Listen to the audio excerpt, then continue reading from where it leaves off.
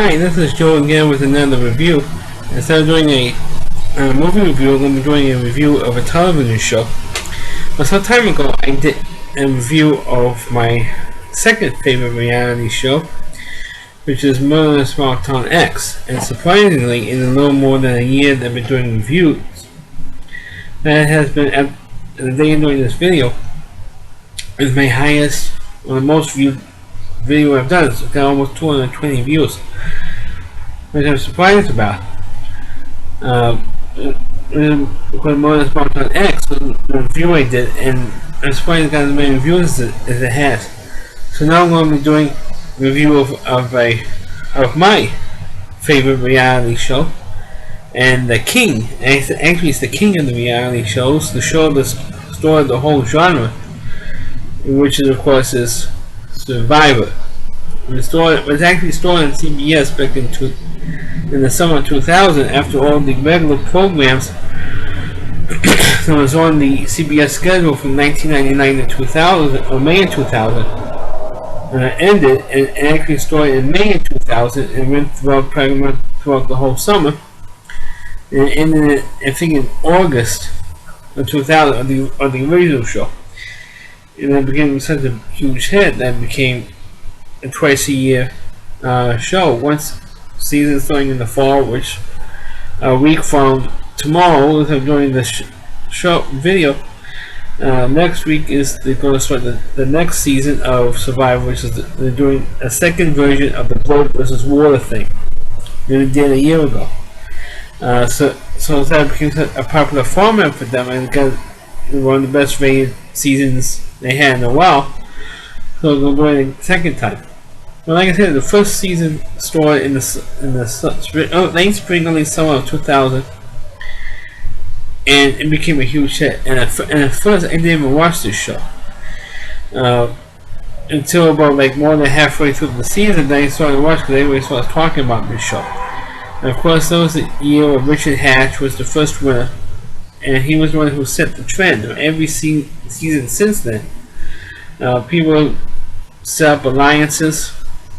In case you don't know what the premise of the show is, they stand. I think the first couple of seasons, 16 people, and then they progressed to 20. Eventually progressed to 20 contestants who are stranded on an island for 39, or an island or jungle somewhere for 39 days, and they had to fend for themselves, and they start off with two tribes. And in some seasons, they actually have 3 tribes. Because they have 20 people, so divided up in 3 tribes in some seasons. And what they of course do is they compete for a reward well, they actually 2 challenges per show. And in the last couple of seasons, they do both things at the same time, both the reward and the immunity at the same time.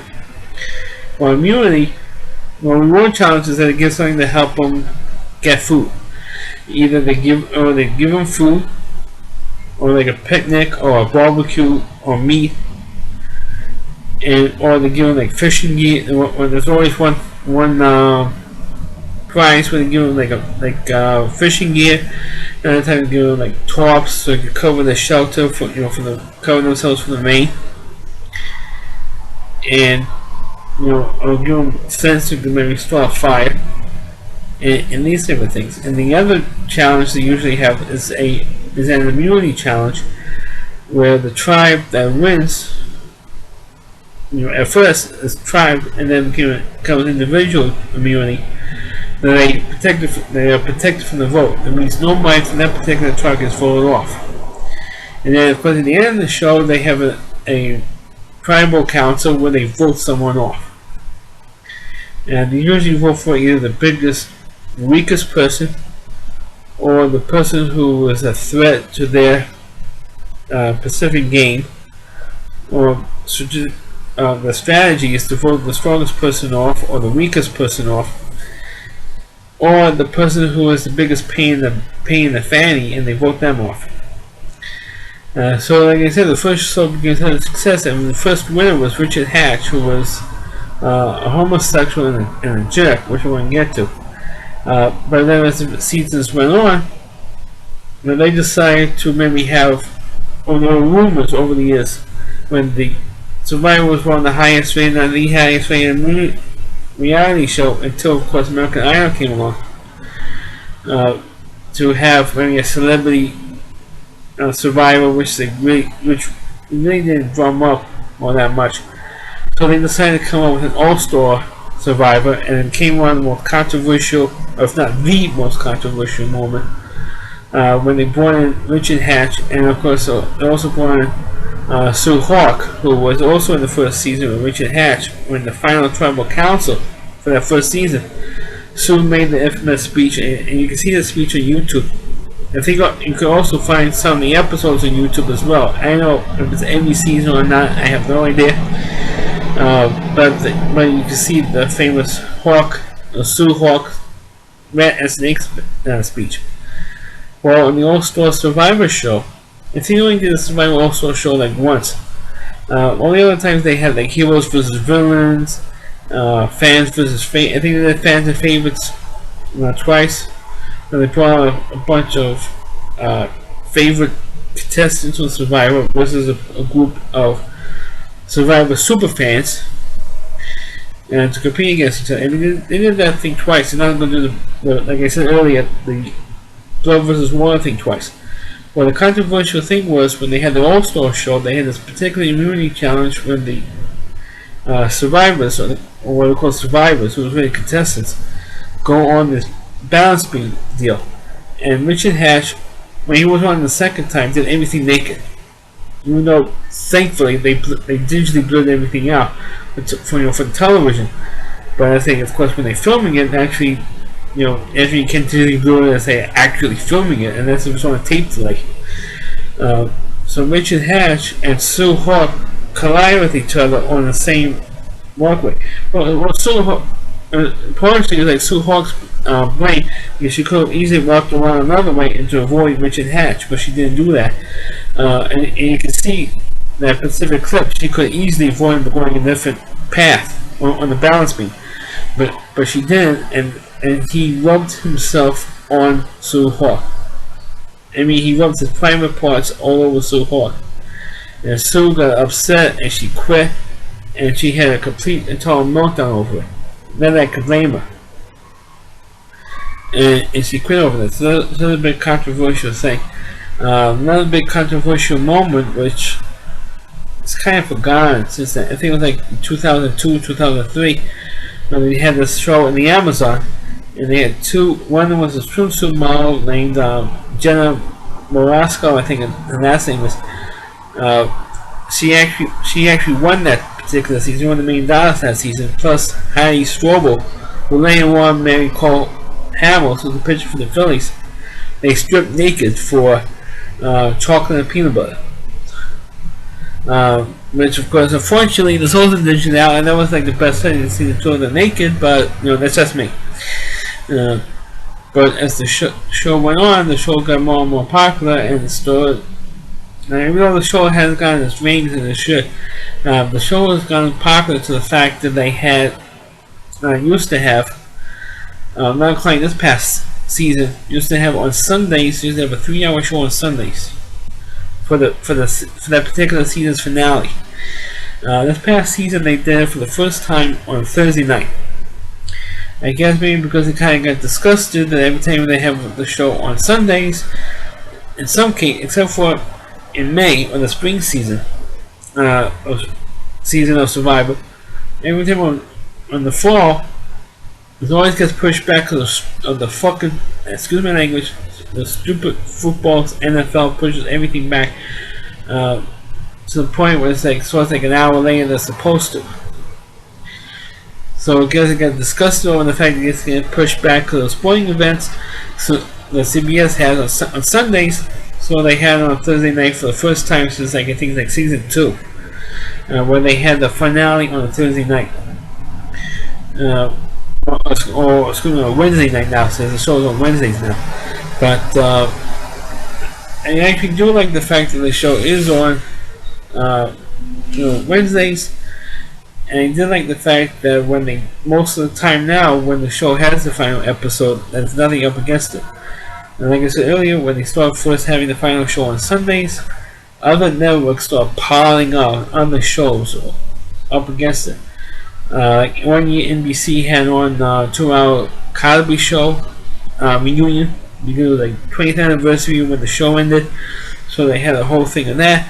And then they had 2-hour practice up against it on the same night, along with the final episode of The Simpsons.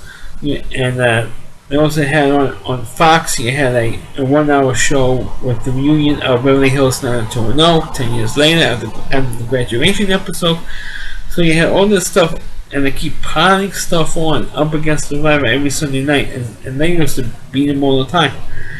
Not so much anymore.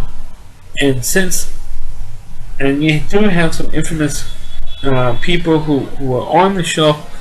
Like a year and a half ago, you had Lisa Welcho, who played Blair on The Facts of Life, which I haven't done a review on yet, was on the show, along with former baseball player Jeff Kent. Well, here in New York, it's Jeff Kent, C-A-N''T, because he couldn't come through in the clutch when he was playing for the Mets. And they were the first, those two were the first two actual celebrities. But unfortunately, the majority of the people who didn't know who the hell either one of them was, except for one of the older players recognized Blair because he used to watch The Facts of Life. And I think somebody recognized Jeff Kent because he was a baseball fan or something. But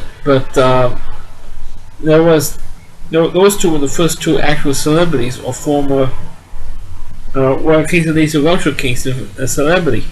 Jeff Kent was a former baseball player, so he didn't need the $1 million prize that Survivor gives at the end. But for the preview for this season, they are going to have the worst person ever they could possibly have on Survivor. Another former baseball player named John the Racist Rocker. And if there's a God up there, in heaven, if there is a heaven, John Rocker will get voted off first. If he does not get voted off first, I'm walking out. I'm walking out of the show if he does not get voted out first.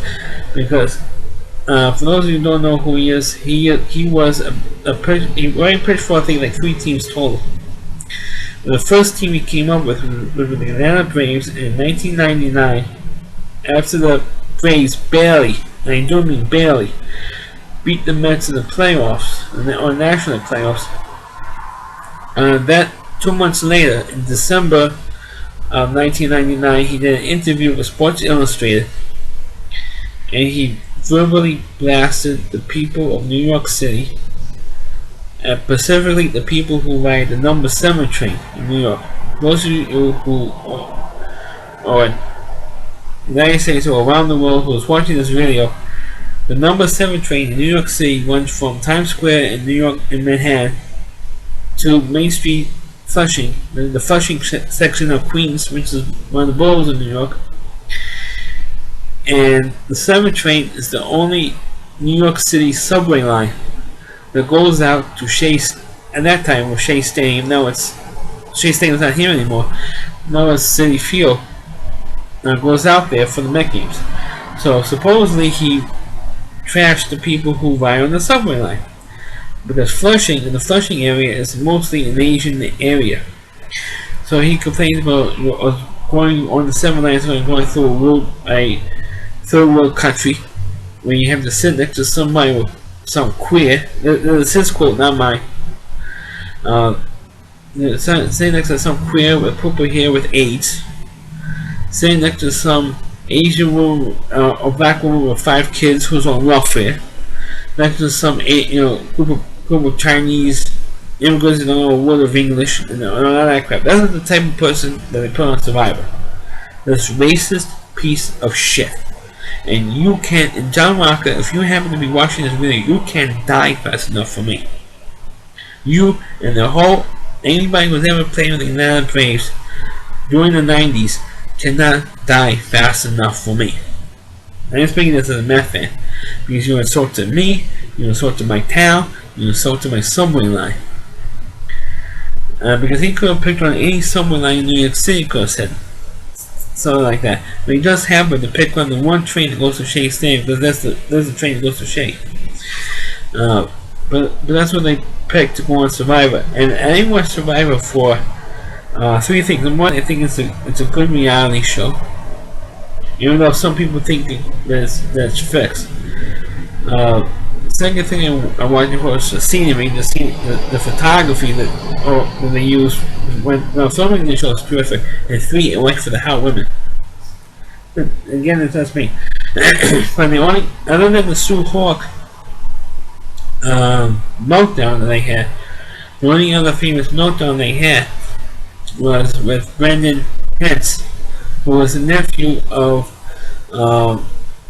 the other famous Hentz that was on the show, who used to find all the immunity idols without a clue. Like on the first day, he was walked over the idols and he was finding the immunity idols.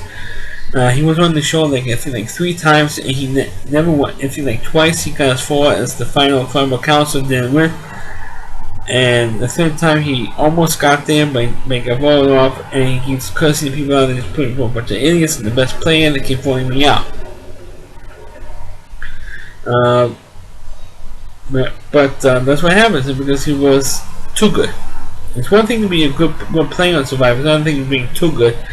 And Brendan Hentz was he not Brendan Hentz, Russell Hentz. Russell Hentz was Brendan Hentz's uncle, and he just used everybody. And when Brendan Hentz went on the show the first time to make up for the fact that his uncle was a user and everything else, and on the final trouble, he got a lot of crap from his family for going on the show trying to change or to make a good name for his family, because everybody hated his family because of the reputation of Russell's reputation on Survivor for 3 times. So Brandon tried to change the reputation, and when he was on the first time, he got so much crap, but particularly from Russell Hentz, his uncle. So you're no longer my nephew. You decided to not play like a Hentz, not to play the game the way I played it. If you did that, you would have won. And when he said, "Hey, uncle, you tried this 3 times and you didn't win." So what does that mean? You did it your way 3 times and you didn't win at all. So he got a lot of flack for it. So when he went on the second time, he got into a fight with one of the players, and that meltdown is on YouTube as well. Where he pretty much wanted to quit, and for some crazy reason, Jeff Probst, who was the host of Survivor for all these seasons, and kept rubbing his shoulders trying to calm him down, because he looked like he was going to completely lose it. But I mean, other than that, that's probably really the last really big blow up. Other than the fact that they had this homosexual guy who played on the show twice. At the moment, I forgot the guy's name, but he was on the last Love vs. Water thing, and supposedly it was one of the first time he faked an illness and he got off. Supposedly he was complaining that his stomach was bothering him, or his appendix was bothering him. And he was medically taken out of the game for medical reasons, and that has happened from time to time when players have been taken out for a medical reason. And so they figured, okay, he came back the second time, and there was a rumor when Jeff Probst came up, when they did the preview of this show, there was a rumor that he actually faked his illness. So he came on the second time, and what happened the second time was that he couldn't deal with the fact that he wasn't with his boyfriend, because he was gay, the guy, and he wanted to quit because his strategy wasn't working. The people were ignoring him. People believed the fact that he was a faker. He faked his illness the first time, so why should we believe anything you say now? And they didn't take any of the suggestions of building the shelter, building the fire, setting up the camp. So he decided to quit. He jumped into his lover's arms and he quit. Well, since then, when I found out that his lover was killed in a car accident or something, so I could imagine what he's doing now. But there was last really infamous. There was also other seasons that one of the players whose husband was a former player, and he was like controlling the game, and every time they saw him, people were voted out because they did have a thing called Unity Comeback Island or something, and the players were giving him the finger, were flipping him off, flipping his wife, taking him out on his wife, taking the angle of being rolled out on his wife, which wasn't bad at all. But as the show is Survivor, because those type of stuff is what makes Survivor entertaining for a television viewer, and it's still, it still works for me as a TV show or as a reality show. So that's my review of the television show Survivor. Please feel free to rate it. Feel free to click on. Please subscribe to my channel, and please forward this video onto your Facebook pages. Thanks for watching, and catch you next time.